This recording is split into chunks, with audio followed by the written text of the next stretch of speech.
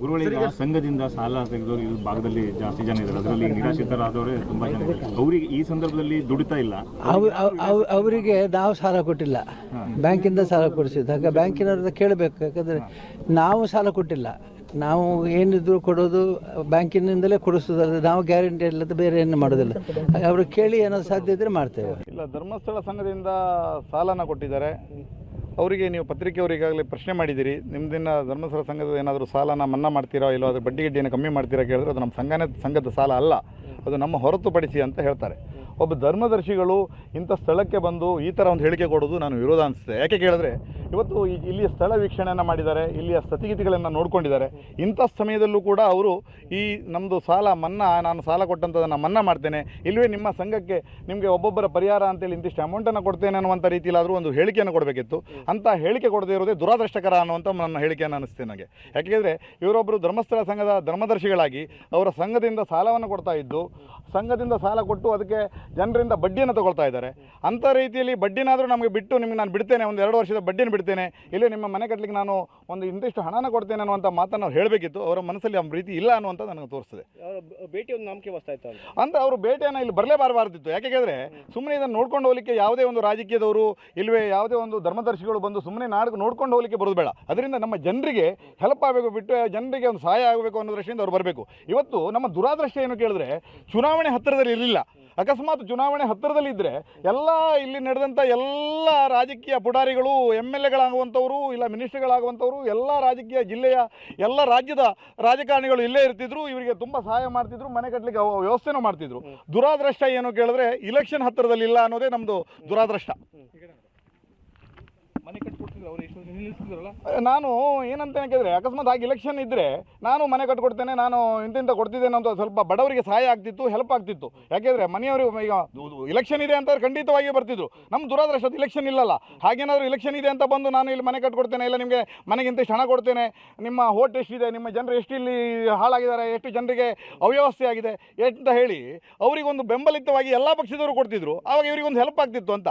ಅಲ್ಲ, ಕೇಂದ್ರದಲ್ಲಿ ಬಂದು ಕೂಡ ನಿರ್ಲಕ್ಷ್ಯ ಆಗ್ಬಿಡ್ತಾರಲ್ಲ. ಅಲ್ಲ, ಕೇಂದ್ರದವ್ರು ಕಾಗೇರಿಯವರು ಯಾರಿಗೂ ಹೆಲ್ಪ್ ಮಾಡೋದಿಲ್ಲ, ಇವತ್ತು ಇಲ್ಲೂ ಕೂಡ ಹೆಲ್ಪ್ ಮಾಡೋದಿಲ್ಲ. ಅವರು ವೈಯಕ್ತಿಕವಾಗಿ ಮಾಡಿದ್ದಿಲ್ಲ, ರಾಜಕೀಯವಾಗಿ ಸರ್ಕಾರದ ಮಟ್ಟದಿಂದ ಏನು ಹೆಲ್ಪ್ ಆಗಬೇಕು ಅದಾಗಿದೆ ಬಿಟ್ಟರೆ ವೈಯಕ್ತಿಕವಾಗಿ ಯಾರು ಕೂಡ ನಾನು ಕೇಂದ್ರದವರು ಕಾಗೇರಿಯವರು ಅಂತಂತ ಹೇಳೋದಿಲ್ಲ, ಸರ್ಕಾರದವರು ಯಾರೇ ಇದ್ದರೂ ಕೂಡ ಅದನ್ನು ಹೆಲ್ಪ್ ಮಾಡೋದಿಲ್ಲ. ನಾ ಏನಂತೇನೆ, ಇವತ್ತು ಇಲೆಕ್ಷನ್ ಇಲ್ಲಲ್ಲ, ಹಾಗಾಗಿ ಅವರು ಬರಲೇಬೇಕಾದ ಅನಿವಾರ್ಯತೆ. ತಿಂಗಳಿಗೆ ಒಂದು ಇನ್ಸಿಡೆಂಟ್ ಆದಮೇಲೆ 1-2 ಸರಿ ಬಂದು ಹೋಗಿದ್ದಾರೆ. ಅದು ಬಿಟ್ಟು ಇಲ್ಲಿ ಇವರಿಗೆ ಹೆಲ್ಪ್ ಆಗೋದ್ರಿಂದ ವೈಯಕ್ತಿಕವಾಗಿ ಕೆಲವೇ ಜನ ಮಾಡಿದ್ದಾರೆ ಬಿಟ್ಟರೆ ಎಲ್ಲ ರಾಜಕೀಯದವರು ಹೆಲ್ಪ್ ಮಾಡಿಲ್ಲ.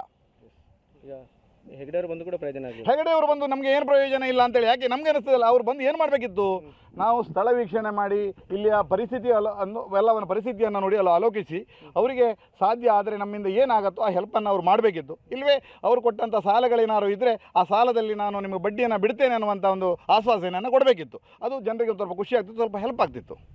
ಏನು ಅವರಂತಾರೆ ನಮ್ಮ ಸಾಲನೇ ಅಲ್ಲ, ನಾವು ಕೊಡೋದೇ ನಾವು ಸಾಲನ ಧರ್ಮಸ್ಥಳ ಸಂಘಕ್ಕೆ ಅಂತೇಳಿ ದುಡ್ಡನ್ನು ಕಟ್ತಾರೆ. ಇಲ್ಲಾದರೆ ಇವರು ಧರ್ಮಸ್ಥಳ ಸಂಘ ಅನ್ನುವಂಥ ವ್ಯವಸ್ಥೆಗೆ ಹೆಸರನ್ನು ಇಡಬಾರ್ದಿತ್ತು, ಬೇರೆ ಏನಾದರೂ ಹೆಸರನ್ನು ಇಟ್ಟರೆ ಅದನ್ನು ನಾವು ಕೇಳುವಂಥ ಪ್ರಶ್ನೆ ಬರೋದೇ ಉದ್ಭವನೇ ಆಗೋದಿಲ್ಲ. ಇಲ್ಲಿ ಧರ್ಮಸ್ಥಳ ಸಂಘ ಅನ್ನುವಂಥ ಒಂದು ಹೆಸರು ಇರೋದ್ರಿಂದ ನಾವು ಅವ್ರ ಹತ್ರ ಕೇಳಬೇಕಾಯ್ತು ಅನಿವಾರ್ಯವಾಗಿ. ಇಲ್ಲದೇ ಇದ್ದರೆ ಇವರು ಯಾವುದೋ ಒಂದು ಬ್ಯಾಂಕ್ನ ಹೆಸರಲ್ಲಿ ಮಾಡಿದ್ರೆ ನಾವು ಅದ್ರ ಬಗ್ಗೆ ಕೇಳೋ ಪ್ರಶ್ನೆ ಬರುವುದಿಲ್ಲ. ಇಲ್ಲಿ ಬಡ ಕುಟುಂಬದವರು ಇಲ್ಲಿ ಸುಮಾರು 11 ಜನ ಮೃತಪಟ್ಟಿದ್ದಾರೆ. ಆ 8 ಜನ ಸಹ ಮನೆಯವರು ಗೊತ್ತಿಲ್ಲ, ಅಲ್ಲಿ ಇಲ್ಲಿಲ್ಲ. ಆ 8 ಜನ ಮತ್ತೆ ಈ 2 ಮನೆಯವರು, ಒಟ್ಟು 11 ಮನೆಯವರ ಒಂದು ಮೃತದೇಹಕ್ಕೆ ನಿಜವಾಗ್ಲೂ ಸರ್ಕಾರ ಸುಮಾರು ಒಂದು 50 ಲಕ್ಷ ರೂಪಾಯಿ ಕೊಡಬೇಕು ಒಬ್ಬೊಬ್ಬರಿಗೆ. ಅದಲ್ಲದೆ ಮೊನ್ನೆ ಇಲ್ಲಿನ ಯಾರು ರಾಜಕೀಯದವರು ರಾಜಕಾರಣಿಗಳು ಯಾರು ಬರ್ತಾರೆ ಅವ್ರು ಬಂದು ಅವರಿಗೆಲ್ಲ ಆಶ್ವಾಸನೆ ಕೊಡಬಾರ್ದು, ನಾವೆಲ್ಲ ಇದ್ದೇವೆ ಅಂತೇಳಿ. ಅವರಿಗೆ ಅಂತ ಅವರ ಮಕ್ಕಳಿಗೆ ಅವರ ಮನೆಯವರಿಗೆ ಯಾರು ಕಳ್ಕೊಂಡಿದ್ದಾರೆ ಆ ಮನೆಯವರಿಗೆ ಸಹ ಒಂದು 50 ಲಕ್ಷ ಕೊಡುವ ಒಂದು ಯೋಚನೆಯನ್ನು ಮಾಡಬೇಕು. ಯಾಕೆಂದ್ರೆ ಮೊನ್ನೆ ನಾನು ಒಬ್ಬರ ಬಗ್ಗೆ ದೂರದಲ್ಲ, ಇದೇ ಬಗ್ಗೆ ನಾನು ಇರುವಾಗಲೇ ವೀರೇಂದ್ರ ಹೆಗ್ಡೆ ಅವರು ಬಂದಿದ್ದಾರೆ. ಅವರನ್ನು ದೂರಬೇಕಂತಲ್ಲ, ಬಂದಾಗ ಇಲ್ಲಿ ಪರಿಶೀಲಿಸಿ ಹಾಗೆ ಹೋಗಿದ್ದಾರೆ. ನಾನು ಹೇಳೋದು ಈ ಬಡ ಕುಟುಂಬಗಳಿಗೆ ಯಾರಿಗಾದ್ರೂ ಸಹ ಅವರ ವತಿಯಿಂದ ಅವರ ಸ್ವಂತ ದುಡ್ಡಿಂದ, ಅದಲ್ಲದೆ ಅವರ ಆದಾಯ ಬರುವ ಈ ದೇವಸ್ಥಾನ ಯಾವ ಆಡಳಿತ ಮಂಡಳಿಯಿಂದ ಆದ್ರೂ ಸಹ ಇವರುಗಳಿಗೆ ಒಂದು ಬಂದು ತಮ್ಮ ಕೈಯಲ್ಲಾದ ಒಂದು ಸ್ವಲ್ಪ ಆದ್ರೂ ಹಣ ಕೊಡ್ಬೋದಿತ್ತಲ್ಲ. ಯಾಕೆಂದ್ರೆ ಈ ಮನೆಗೆ ಒಬ್ಬೊಬ್ಬರಿಗೆ ಒಂದು 10 ಲಕ್ಷ ಆದ್ರೂ ಕೊಡ್ಬೋದಿತ್ತಲ್ಲ. 1 ಕೋಟಿ ರೂಪಾಯಿ ಕೊಟ್ರೆ 10 ಜನಕ್ಕೆ 1 ಕೋಟಿ ರೂಪಾಯಿ ಆಗ್ತದೆ, ಅದು ಕೊಡ್ಬೋದಿತ್ತಲ್ಲ. ಎಷ್ಟೋ ಜನ ಎಲ್ಲ ಇಲ್ಲಿರುವ ದೊಡ್ಡ ರಾಜಕೀಯದವರು ರಾಜಕಾರಣಿಗಳು ಯಾರು ಸಹ ಇಂಥ ಬಡವರಿಗೆ ಬಡ ಮಕ್ಕಳಿಗೆ ಯಾರಾದ್ರೂ ಹೆಲ್ಪ್ ಮಾಡಬೇಕು, ತಮ್ಮ ಕೈಯಲ್ಲಾದ ಹಣವನ್ನು ಕೊಡಬೇಕು. ನಾನು ಯಾರನ್ನ ಅವ್ರ ವೀರೇಂದ್ರ ಹೆಗ್ಡೆನೆ ಅವ್ರನ್ನ ಗುರಿ ಇಟ್ಟು ಹೇಳೋದಲ್ಲ.